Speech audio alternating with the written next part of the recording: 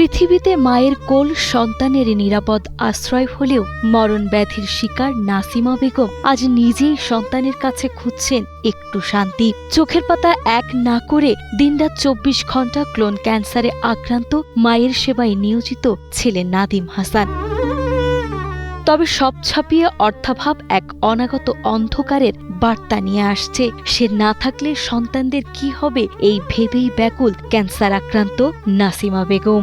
অনেক কষ্ট করতেছি, আমার আল্লাহ ছাড়া কেউ নাই, আমি অকুল সাগরে পড়ে গেছি। আমি সব সম্বল সব টাকা শেষ করে দিছি, ১০-১২ লাখ টাকার মতন শেষ হয়ে গেছে। এখন আমার কিচ্ছু নাই, আমার ঘরে খাবারও নাই লাগাতে, আমি আমার পোলাপান লইয়া বাঁচাম। গাজীপুর জেলার বাসিন্দা এই সংগ্রামী নারীর জীবনযুদ্ধ শুরু হয় ২০১১ সালে। স্বামী দ্বিতীয় বিয়ে করে পরিবার থেকে আলাদা হয়ে গেলে ৩ সন্তানকে মানুষ করতে সংসারের হাল ধরেন তিনি।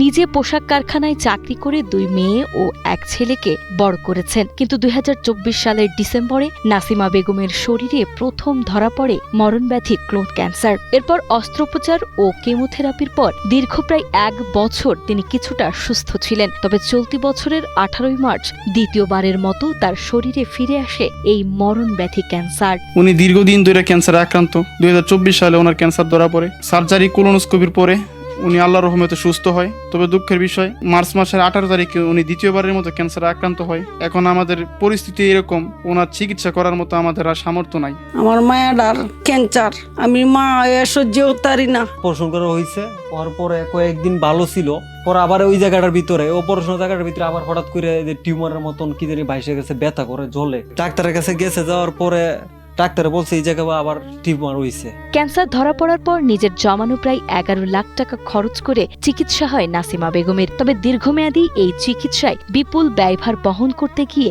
পরিবারটি আজ পুরোপুরি নিঃস্ব। যে বয়সে পড়াশোনা আর বন্ধুদের সঙ্গে সময় কাটানোর কথা, সেই বয়সে মায়ের অসুস্থতায় পরিবারের পুরো দায়িত্ব কাঁধে তুলে নিয়েছেন বড় ছেলে নাদিম হাসান ও তার বোন। এই জায়গার মেয়ে আবার নতুন করে টিউমার হয়েছে, ডাক্তার কইছে সার্জারি করতাম আমি, কিন্তু আমি টাকা পয়সার কারণে সার্জারি করতে পারতেছি না। আমি আমার সংসারও কিন্তু গার্জেন নাই, আমার হাল ধরবো যে আমার 3টা বাচ্চা লই আমি অনেক কষ্ট করতেছি। ক্যান্সারে আমি অনেক কষ্ট করতেছি।